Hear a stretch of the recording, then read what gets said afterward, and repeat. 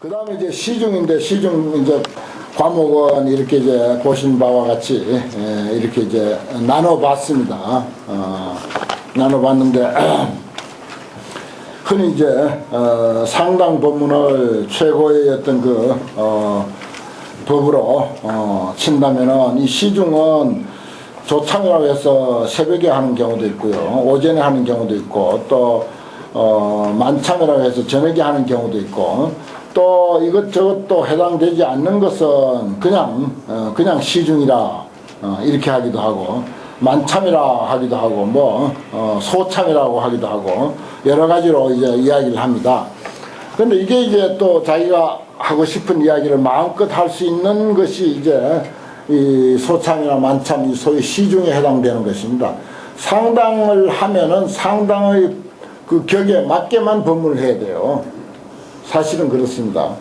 그 상당을 법상에 또 올라가 가지고 소참 법문 같이 뭐 한다든지, 무슨 뭐 옛날에 어떤 스님 같이 뭐 소판 이야기를 한다든지, 무슨 인과 법문을 한다든지, 그렇게 하면은 그거는 원칙에는 어긋나요. 원칙에는 어긋나. 근데 지금 스님들은요, 지금 스님들은 전부 뭐 그거 분별 없이 합니다. 무슨 좌담한다고 앉아가지고도 상당격인 그런 법문도 하기도 하고, 법상에 올라가가지고도 무슨 인과 법문이나 인천인과교 같은 뭐 그런 이야기도 하기도 하고, 이제 그게 이제 분별이 희미해졌는데, 소위 그 국민선사라고 하는 선철 스님이 그건 분명히 선을 끊고 하신 분이 그분이야, 딱.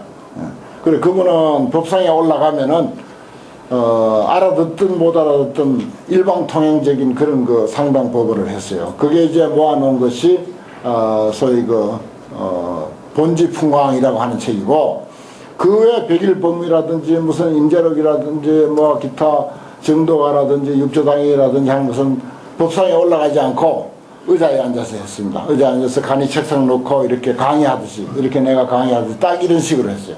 이걸 소참법이라 하고, 이것은 뭐 별별 뭐 그 스님도 그 저기 저 최면술 좋아해가지고 연령 소급하는 최면 이야기도 뭐 장시간 하시고, 또 물리학 무슨 에너지니 뭐 질량이니 한 그런 문제도 뭐 아주 좋아하셔가지고 그걸 장시간 이야기하시고 그랬어요. 여러 날을 두고 이야기합니다.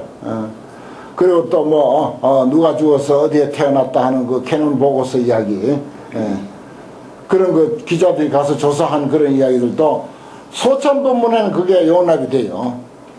그러나 이제 법상에 올라가면 이제 그런 이야기를 해서는 안 된다는 사실을 그 스님은 알고 있었어. 그리고 그대로 했어, 평생. 근데 그 외의 스님들은 그냥 두루뭉싱이로 뭐 막 합니다. 아무 이야기도 그냥 법상에서도 하고, 또 뭐 좌담을 하면서도 무슨 아주 격이 높은 말도 하기도 하고 이제 그러는데, 원칙은 이제 그런 것을 옛날부터 이제 선가에서 엄격하게 나눠놓고 했었습니다. 그래 이제 임재록은 그 법도에 딱 맞게 해놓은 거죠. 그 법도에.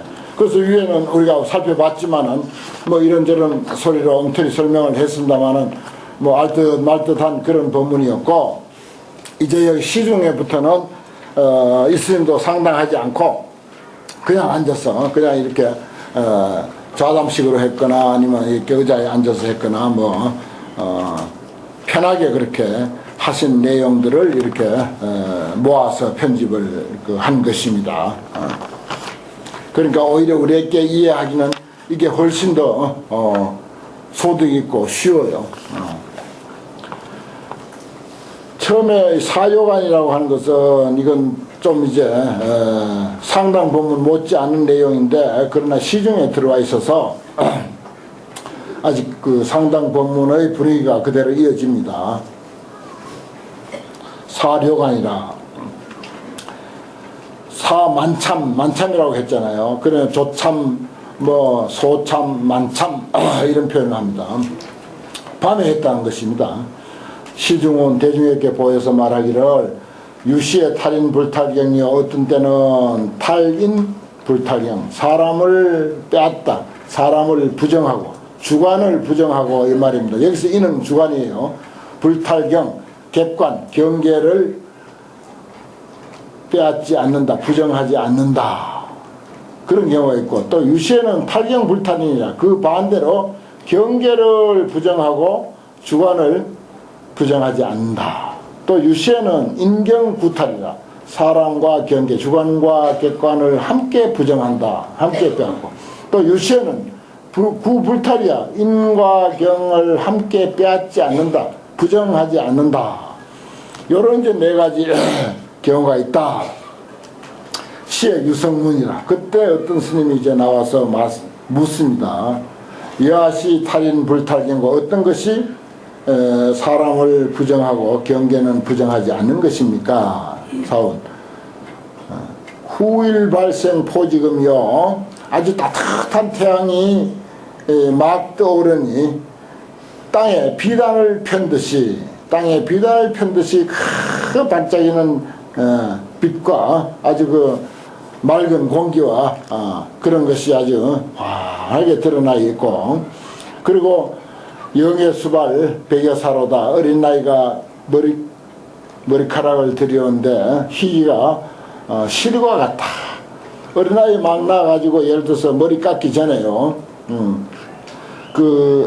태어날 때 가지고 나온 머리, 그거는 이제 노랗죠. 노랗다가 나중에 하얗습니다. 그게 이제 다 빠지고 다시 이제 머리가 나지 않습니까?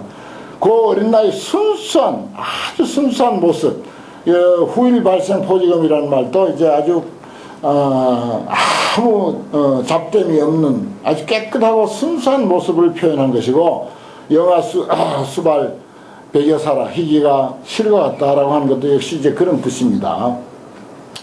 그 다음에 여하시 탈경 불탈경고 어떤 것이 불탈인고 경계를 빼앗고 사람은 빼앗지 않는 것입니까? 사운 왕령 이행 천하변이요. 왕의 명령이 이미 행하면은 천하에 두루하고, 그렇죠. 뭐 담화문 한번 딱 발표하면은 천하에 그게 탁 하루아침에 다 전달이 되죠. 장군세외 절연진이로다. 장군세외, 장군이 저기 이제 국경의 변방을 지키는데, 딱 이제 주둔하게 되면은 아주 그 연진이 끊어졌다는 말은 전쟁이 싹 끊어져 버렸다. 전쟁이 끝난다 이 말입니다. 그 다음에 뭐 이런 좀도둑이나 반란군들이 함부로 덤비지 못하죠.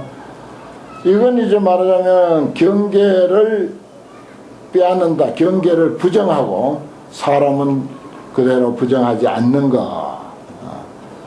맞춰보면은 그런 대로 이건 이해가 가는 대목입니다.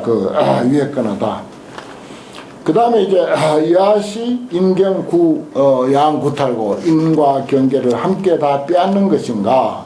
사은 병분절신하야 독처 일방이로다. 병주 분주의 소식이 저 변방에 있는 그 지역을 말하는 것입니다. 거기에 소식이 끊어져서, 시는 소식이니까요. 소식이 끊어져서 독처 일방이로다.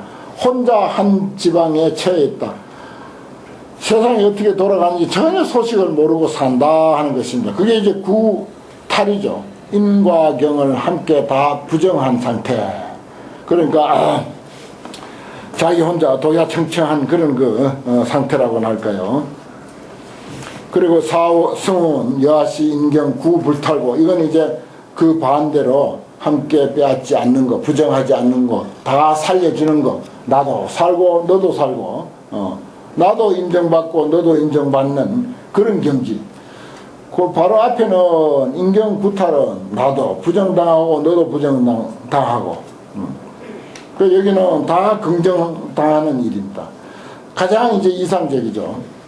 대답이 그렇습니다. 사운 왕등 보전하니 야노 구가로다. 왕이 정치를 잘 해갖고 이제 저기 이제 보전에 또 올랐어. 왕이 앉을 자리에 탁 앉아 있으면은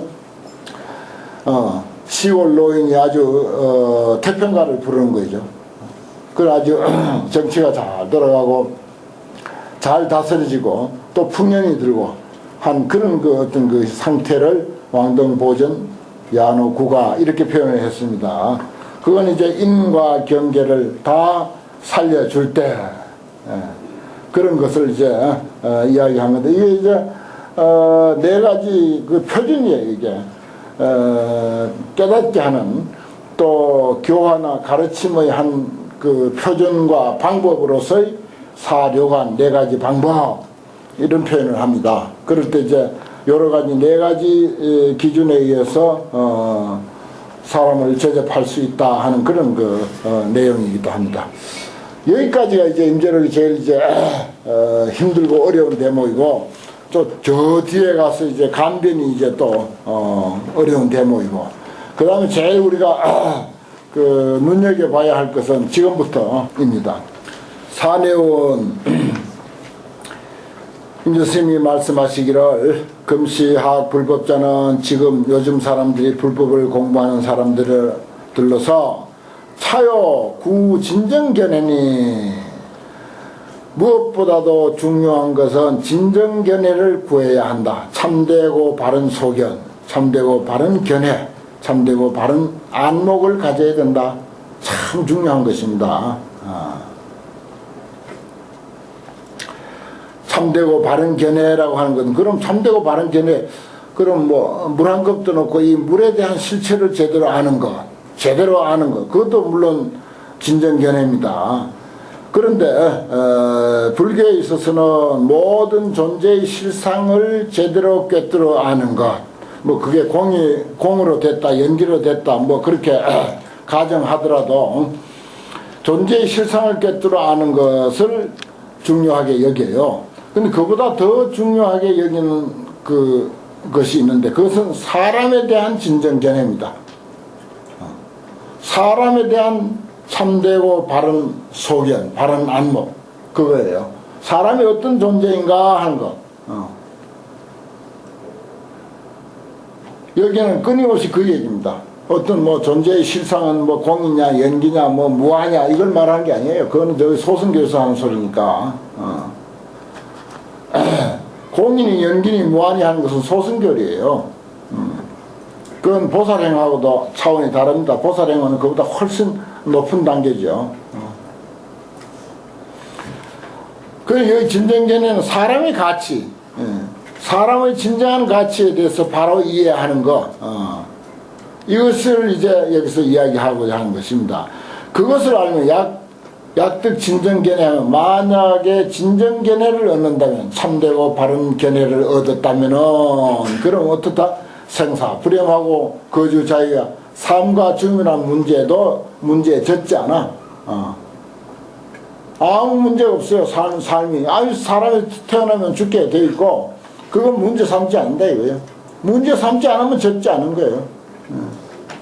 이건 불교적인 차원입니다. 정말 세상에 그냥 앞뒤 없이 막 사는 사람도 물론 관심 없이 생사에 관심 없이 사는 사람도 있지만은 불교적인 차원에서는 이제 전혀 다르죠. 거주 자유랑 가고 머물고 하는데 자유롭다. 어디에도 걸리지 않는다. 사람에 대한 그 진정한 가치, 지극히 고귀한 그 가치에 대해서 제대로 파악하고 거기에 대한 자기 확신이 있다면은 정말 뭐 어떻게 살든지 죽든지 살든지 그거 별거 아니고 자기 처지가 어떻든지 뭐 굶었든지 먹었든지 벗었든지 입었든지 그것도 아무 상관없는 거죠.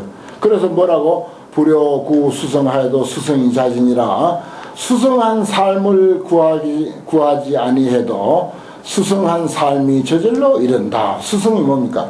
그건 성공이라고 해도 좋고 성불이라고 해도 좋고 그냥 내가 갖고자 하는 그 어떤 물건이 됐든지 무슨 큰 사찰이 됐든지 무슨 많은 신도가 됐든지 큰 법당을 하나 한 만평짜리 법당을 하나 짓고 싶다.